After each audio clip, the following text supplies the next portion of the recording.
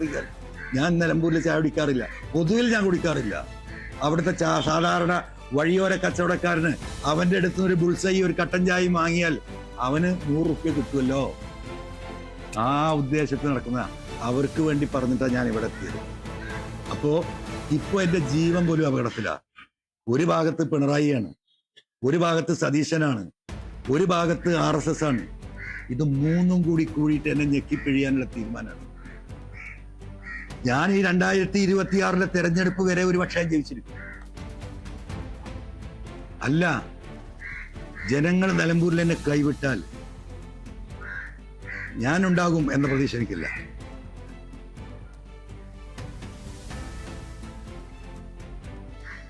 ഞാനുണ്ടാകുന്ന പ്രതീക്ഷ എനിക്കില്ല. എന്റെ വിധി അതാണെങ്കിൽ അത് നടക്കട്ടെ എന്നാണ് എന്റെയും തീരുമാനം. കാരണം പരിശുദ്ധ ഖുർആനിൽ ഒരു വാചകമുണ്ട്, നിങ്ങളുടെ മരണം മുൻകൂട്ടി നിശ്ചയിക്കപ്പെട്ടതാണ്. നിങ്ങൾ എവിടെ ഒളിച്ചിരുന്നാലും, വീടിന്റെ അകത്ത് വാതിലടച്ചിരുന്നാലും, നിങ്ങളുടെ മരണം കണക്കാക്കപ്പെട്ട സമയം, അത് കുറിക്കപ്പെട്ട സമയമാണ്. അത് ഒരു തരി പിന്തിക്കുകയോ മുന്തിക്കുകയോ ഇല്ല, അത് നടപ്പിലാക്കപ്പെടും എന്ന് വിശ്വസിക്കുന്നതാണ് ഞാൻ. അതുകൊണ്ട് ആ മരണത്തെ ഞാൻ ഭയപ്പെടുന്നില്ല. ഞാൻ എൻ്റെ ജീവൻ നിലമ്പൂരിലെ ഈ പറയപ്പെടുന്ന പാവപ്പെട്ട ജനങ്ങൾക്ക് വേണ്ടിയിട്ട് ഞാൻ സമർപ്പിക്കുകയാണ്. ഈ പറയുന്ന താല്പര്യക്കാരായ നേതാക്കളുടെ താല്പര്യത്തിന് വേണ്ടാണോ? അതാണോ രാഷ്ട്രീയം? അതല്ല.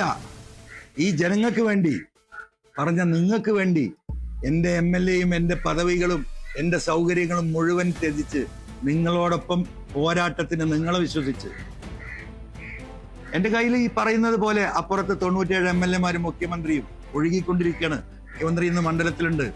അപ്പുറത്ത് 43-42 MLAമാരും MP മാരും.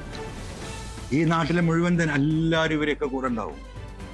എൻ്റെ കൂടെ വരാൻ ഒരാളില്ല, മൂന്നാമതൊരാൾ ഇതിലേക്ക് വരാനില്ല. ഈ ഇവിടെ നിൽക്കുന്ന ഈ പാവപ്പെട്ട തൊഴിലാളികളല്ലാതെ ഇതേപോലെ എന്നെ കാത്തിരിക്കുന്ന പാവപ്പെട്ട മനുഷ്യര്, പാവപ്പെട്ട സ്ത്രീകള്. ഈ നാട് നേരിടുന്ന ഏറ്റവും വലിയ വിഷയം നിങ്ങൾക്കറിയാം, മയക്കുമരുന്നാണ്. ഒരു സ്റ്റെപ്പ് എടുക്കാത്ത ഗവൺമെന്റാണ്. മയക്കുമരുന്നിനെതിരെ പറയുമ്പോൾ പറയും മുഖ്യമന്ത്രി രാസലഹരി. മദ്യം ഒഴുക്കുകയാണ്. മദ്യഷാപ്പുകൾ ആരംഭിച്ചുകൊണ്ടേയിരിക്കുന്നു. KSRTC ബസ് സ്റ്റാൻഡിൽ മദ്യശാലകൾ തുടങ്ങാൻ തീരുമാനമെടുത്ത ഗവൺമെന്റാണ് ഈ ഗവൺമെന്റ്. അമ്മമാർക്ക്, പെങ്ങന്മാർക്ക്, സഹോദരിമാർക്ക് വീടിന്റെ അകത്ത് മക്കളെ വിശ്വസിച്ച് കിടന്നുറങ്ങാൻ കഴിയാത്ത സാഹചര്യമുണ്ടെന്ന് കേരളത്തോട് വിളിച്ചു പറഞ്ഞത് ഈ മലയോര ജാഥ ബഹുമാനപ്പെട്ട പ്രതിപക്ഷ നേതാവ് ഉൾപ്പെടെ നടത്തിയ ആ ജാഥയിലാണ് ഞാൻ പറഞ്ഞത്. നിങ്ങൾ കേട്ടു, ഇത് ഏറ്റെടുക്കണം LDF UDF എന്ന്. ഇപ്പൊ കുറെ നാടകം നടന്നു, കുറെ ആളുകളെ അറസ്റ്റ് ചെയ്തു പോകുന്നില്ല. 317 ആളുകൾ ഈ ജനുവരി പിറന്നതിന് ശേഷം കേരളത്തിൽ മരണപ്പെട്ടു. ഭൂരിപക്ഷം സ്ത്രീകളാ, സഹോദരിമാരാ, അമ്മമാരാണ്, ഭാര്യമാരാണ്. അതിനെതിരെയുള്ള പോരാട്ടം നമ്മൾ തുടരും. അതിന് നിങ്ങൾ എൻ്റെ കൂടെ നിൽക്കണം, എന്നെ സഹായിക്കണം. നിങ്ങൾക്ക് വേണ്ടിയാണ്. ഞാനല്ല സ്ഥാനാർത്ഥി. നിലമ്പൂരിലെ ഓരോ വോട്ടറും സ്ഥാനാർത്ഥിയാണ്. അതുകൊണ്ട് ഈ തിരഞ്ഞെടുപ്പ് കേരളത്തിലെ പാവപ്പെട്ട ഈ പീഡനങ്ങൾ അനുഭവിച്ചു കൊണ്ടിരിക്കുന്ന മലയോര കർഷകർ ഉൾപ്പെടെയുള്ള എല്ലാ തൊഴിലാളി വിഭാഗത്തിനും സാധാരണക്കാരായ കർഷകർക്കും സമർപ്പിക്കുന്നതോടൊപ്പം രാജ്യത്ത് ഈ പെഹൽഗാമിൽ പാകിസ്ഥാനെതിരെ പോരാടി ഈ നാടിനെ രക്ഷപ്പെടുത്തിയ ധീര ജവാന്മാർക്ക് അഭിവാദ്യങ്ങൾ അർപ്പിച്ചുകൊണ്ടും അതോടൊപ്പം ഈ ഇന്ത്യയിലെ അതിന് പിന്തുണ നൽകിയ മുഴുവൻ ജനങ്ങൾക്കും ഈ ഗവൺമെന്റിനും കേന്ദ്ര ഗവൺമെന്റിനും പിന്തുണ നൽകിക്കൊണ്ടും ഇനിയും ഇത്തരത്തിലുള്ള ഭീഷണികൾ നേരിടാൻ കേരളത്തിലെ ജനങ്ങൾ നാട്ടിൽ ഒന്നായി നിന്നുകൊണ്ട് അകത്ത ഭവിഷ്യത്തിനെയും പുറത്ത ഭവിഷ്യത്തിനെയും നേരിടാൻ നിങ്ങളോടൊപ്പം ഞാനുണ്ടാകും. അതുകൊണ്ട് ഞാനല്ല സ്ഥാനാർത്ഥി, നീ നിലമ്പൂരിലെ 2,30,000 ചില്ലാനം വരുന്ന ജനങ്ങളാണ് അവിടെ സ്ഥാനാർത്ഥി.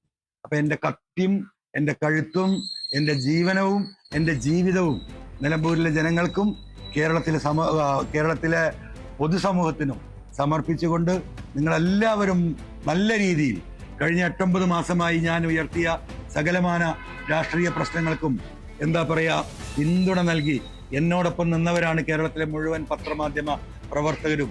ഈ പറയുന്ന സോഷ്യൽ മീഡിയയിൽ നാടിന്റെ നന്മ ആഗ്രഹിച്ച് സപ്പോർട്ട് ചെയ്യുന്ന എല്ലാവരോടും ഹൃദയം തുറന്ന നന്ദിയും നിങ്ങളോടുള്ള കടപ്പാടും നിങ്ങളോടുള്ള ബഹുമാനവും നിങ്ങളോടുള്ള ആദരവും അറിയിച്ചുകൊണ്ട് കേരളത്തിൽ നാളെ ഞങ്ങൾ ഈ പറയുന്ന നിലമ്പൂരിൽ സ്ഥാനാർത്ഥിയായി നോമിനേഷൻ കൊടുക്കാൻ നിങ്ങളുടെ എല്ലാവരുടെയും സമ്മതവും ആശീർവാദവും തേടുകയാണ്.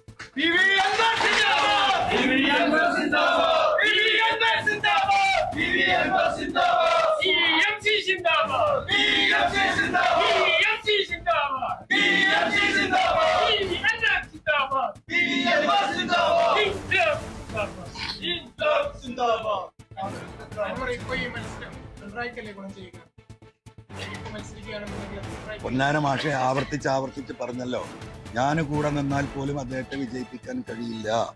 ഒന്ന്.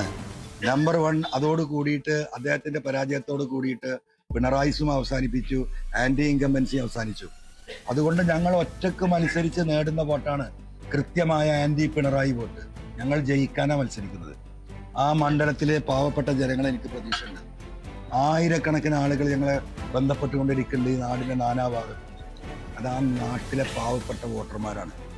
ആ വോട്ട് നേടി ഈ പറയുന്ന ഈ അവിശുദ്ധ കൂട്ടുകെട്ടിനെതിരെ ഒരു ഭാഗത്ത് പിണറായിയുടെ നേരെ നിൽക്കുന്ന പിണറായിസത്തിന്റെ വക്താവും മറുഭാഗത്ത് പിണറായിക്ക് പിന്നിൽ ഒളിഞ്ഞു നിന്ന് ഈ സമൂഹത്തെ മുഴുവൻ എന്താ പറയാ ചതിക്കാൻ നിൽക്കുന്ന, ഒളിഞ്ഞു നിൽക്കുന്ന രണ്ടാമത്തെ പിണറായിയും തമ്മിലെ പോരാട്ടം.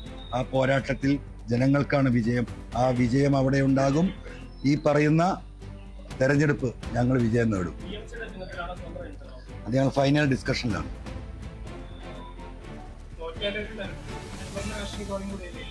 അല്ല, അതിന് നിങ്ങൾ ഭയപ്പെടണ്ട. എൻ്റെ രാഷ്ട്രീയ ഭാവി എന്നെ ആക്കിയത് നിലമ്പൂരിലെ ജനങ്ങളാണല്ലോ. ഒരുപാട് പോരാട്ടങ്ങൾ നടത്തി ഒരു പിടുത്തവും ഇല്ലാതെ നടന്ന എന്നെ കേരളത്തിലെ നിയമസഭയിലേക്ക് പറഞ്ഞയച്ചത് നിലമ്പൂരിലെ ജനങ്ങളാണ്. ആ ജനങ്ങൾ എന്നെ കൈവിടുമെന്ന ഒരു വിശ്വാസവും എനിക്കില്ല. അവരിൽ തന്നെയാണ് ഞാൻ പ്രതീക്ഷ അർപ്പിക്കുന്നത്.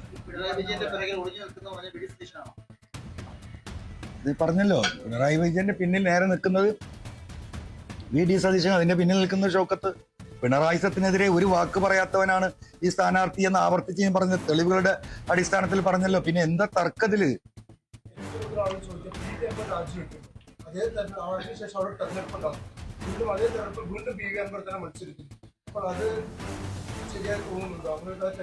അതുകൊണ്ടാണല്ലോ ഇത്രയും കാലം ഇതിൽ നിന്ന് മാറിയത്. അങ്ങനെ എത്രയോ ഇവിടെ ഉണ്ടായിട്ടുള്ള എല്ലാ തെരഞ്ഞെടുപ്പുകളും അങ്ങനെ തന്നെയാണ്. പക്ഷെ ഞാൻ അതിന് പോലും തയ്യാറില്ലാതെ മാറി നിന്നൊരു കുടിയേറ്റ കർഷകനെ എന്താ പറയുക ഈ വിഷയങ്ങൾ ഉന്നയിച്ച് മുന്നോട്ട് വരാനാണ് ഞാൻ പറയുന്നത്. ഇപ്പം അതും അടഞ്ഞു, കുടിയേറ്റ കർഷകരും ഇല്ല. ആരെങ്കിലും ശ്രദ്ധിച്ചോ? ഈ പറയുന്ന UDF സ്ഥാനാർത്ഥി കുടിയേറ്റ കർഷകനാണോ? ഈ പറയുന്ന അപ്പുറത്ത് നിൽക്കുന്ന LDFന്റെ ഈ പിണറായിസത്തിന്റെ വക്താവായ സ്വരാജ് കുടിയേറ്റ കർഷകൻ. അപ്പൊ ആരും പരിഗണിച്ചിട്ടില്ല. പൂർണ്ണമായിട്ടും അവരുടെ സപ്പോർട്ടോട് കൂടിയിട്ട് ഞാൻ മുന്നോട്ട് പോകും. ഇത് നമ്മളിപ്പോ ഇവിടുന്ന് അങ്ങോട്ട് ഇറങ്ങിയ ഒരു ഓട്ടോറിക്ഷ തട്ടിയ തീരൂലേ അല്ലേ? ഇതല്ലേ ഇപ്പൊ മനുഷ്യന്റെ കാര്യമുള്ളൂ. അല്ല ഞാൻ പറയട്ടെ, അത്രയല്ലേ ഉള്ളൂ. മനുഷ്യന്റെ ഒരു ജീവന് പോലും അത്രേ ഉള്ളൂ. പിന്നെ ഈ ഇത്തരം ചോദ്യങ്ങൾക്ക് എന്താ അർത്ഥമുള്ളത്? ഈ വാതിലടച്ച സ്ഥിതിക്ക് എന്റെ പൊന്നനുമോദേ, ഇനി എന്ത് മാർഗം? തട്ട് പൊളിച്ചിറങ്ങാൻ പറ്റുമോ? പൈസ വന്നുകൊണ്ടേയിരിക്കുന്നു. അത് പറഞ്ഞിട്ടാ വന്നു. ഇഷ്ടം പോലെ ആളുകൾ വിളിക്കുന്നുണ്ട്. ഇവിടെ ജീപ്പ് ഏറ്റവരുണ്ട്, അനൗൺസ്മെന്റ് വണ്ടി ഏറ്റവരുണ്ട്, പോസ്റ്റർ ഏറ്റവരുണ്ട്, ഹോർഡിങ് ഏറ്റവരുണ്ട്. ഈ ഇപ്പൊ വേങ്ങരയിലെ ഒരു പാവപ്പെട്ട 5 സെന്റുകാരൻ എന്തോ ഒരു വീട് ആധാരമായിട്ട് ഇന്നലെ വന്ന പാവപ്പെട്ടവരുണ്ട്. ഞങ്ങളുടെ പൈസ ഇല്ലതാ അന്നൂറാക്കായി ആധാരം കൊണ്ടയച്ചോളി. ഇത് കൊടുത്താൽ 25,000 50,000 കിട്ടും. ഈ സഹകരണ ബാങ്ക് നിങ്ങളൊന്ന് പറഞ്ഞാൽ മതി. അപ്പം പട്ടിണി കടന്നാണ് ജനങ്ങൾ പോരാടും. മനസ്സിലായില്ലേ? ഇനി ഈ പറയുന്ന സതീശന്റെ കാല് നക്കി മുന്നോട്ട് പോകാൻ ഞാനില്ല. ഞാന് ദൈവം നിശ്ചയിച്ചത് ഈ ദൈവം നിശ്ചയിച്ചത് പോരാടി മരിക്കാനാണ് എൻ്റെ തലയിൽ എഴുതിയിട്ടുണ്ടെങ്കിൽ ആ പോരാടി മരിക്കാൻ തന്നെയാണ് ഞാൻ തീരുമാനിച്ചിട്ടുള്ളത്. അതിൽ എനിക്കൊരു ഭയമില്ല.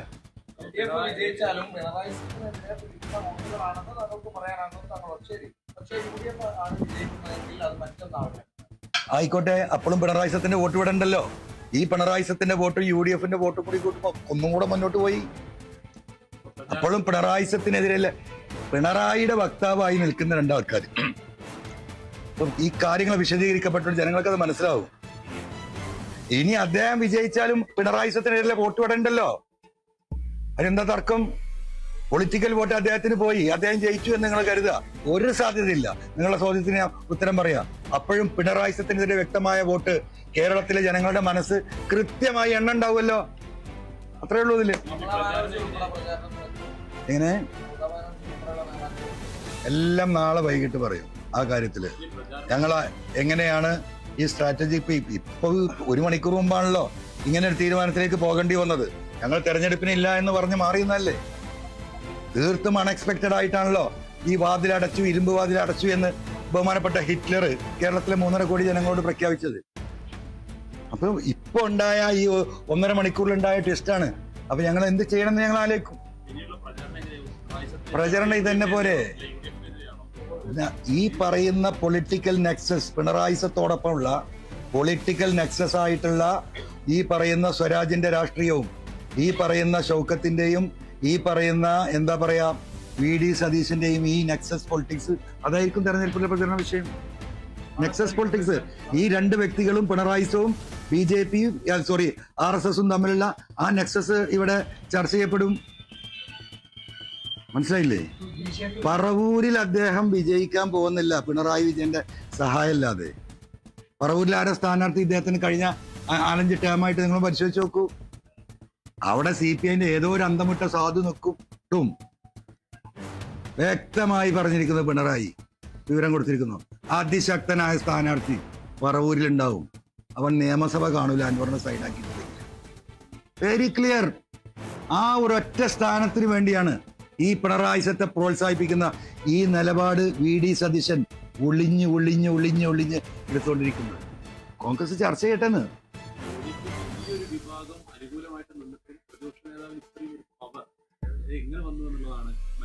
പിണറായിന്റെ പവർ അല്ലാതെന്താ? പിണറായിന്റെ പവർ അല്ലാതെന്താ? എന്ത് പവറുള്ളത്? പിന്നെ അദ്ദേഹത്തിന് വേറെ ചിലർ വോട്ട് കൊടുക്കാന്ന് പറഞ്ഞിട്ടുണ്ട്. അത് നമ്മൾ BJP എങ്ങോട്ടോ പോണ നോക്കിക്കൊണ്ടിരിക്കുക. നമ്മള് ആ ചില ഇക്വേഷൻസ് പോകുന്നുണ്ട്. ഞാൻ ജനങ്ങളോട് പറയുമ്പോൾ ഒരു അടിസ്ഥാനമില്ലാതെ ഇക്വേഷൻസ് ഇല്ലാതെ എനിക്ക് പറയാൻ പറ്റില്ല. എന്നെ തോൽപ്പിക്കാനുള്ള വോട്ട് അദ്ദേഹത്തിന് ഇനി ആരാ കൊടുക്ക എന്ന് പറഞ്ഞത് കൂടി നമുക്ക് ഇത് അറിയണല്ലോ. പ്രഖ്യാപിച്ചോ?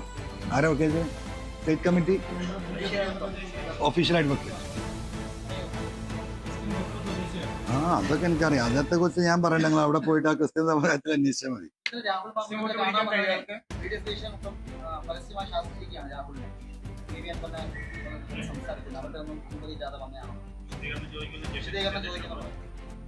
ഇതിപ്പോ എല്ലാവർക്കും അറിയാലോ. ഇനിയിപ്പോ രാഹുൽ മാങ്കൂട്ടപ്പ അവസാനമായിട്ട് ഈ സാധാരണ മനുഷ്യന് വെള്ളത്തിൽ പോയി കഴിഞ്ഞിട്ടുണ്ടെങ്കിൽ നമ്മൾ അവസാനത്തെ വൈക്കൊഴുത്തുരുമ്പും പിടിച്ചു നോക്കുക. ഈ പിണറായി സത്തെ അദ്ദേഹത്തിന്റെ ഇരയല്ലേ. എത്ര കേസുകളിലാണ് അദ്ദേഹം, എത്ര ദിവസം അദ്ദേഹം ജയിലിൽ കിടന്നിട്ടുള്ളത്. ഈ പറയുന്ന, ഞാൻ പറയുന്നില്ല, എൻ്റെ വായിൽ വരുന്നുണ്ട്, മനസ്സിലായില്ലേ? അദ്ദേഹത്തിന് വേദന ഉണ്ടാവും, രാഹുലിന് വേദന ഉണ്ടാവും. നമ്പർ 1 ഇര, എന്നെക്കാളും ഇരയാക്കപ്പെട്ടവനാ രാഹുല്. അപ്പൊ അദ്ദേഹത്തെ തീർക്കാൻ നോക്കൂലേ? അതിനെ ഞാൻ ശാസിക്കാൻ കഴിയും. അദ്ദേഹത്തെ എന്താ പറയാ, നിഷ്കാസനം ചെയ്യാനും കഴിയും. ഹിറ്റ്ലർ അങ്ങനെയായിരുന്നല്ലോ. തനിക്കെതിരെ നോക്കുന്നവരെ മുഴുവൻ നിഷ്കാസനം ചെയ്തല്ലേ പോയത്. രാഹുലിനെ ആ കൂട്ടത്തിൽ ഉൾപ്പെടുത്തിയേക്കാം ഞാൻ ഈ പറഞ്ഞ സംഘം.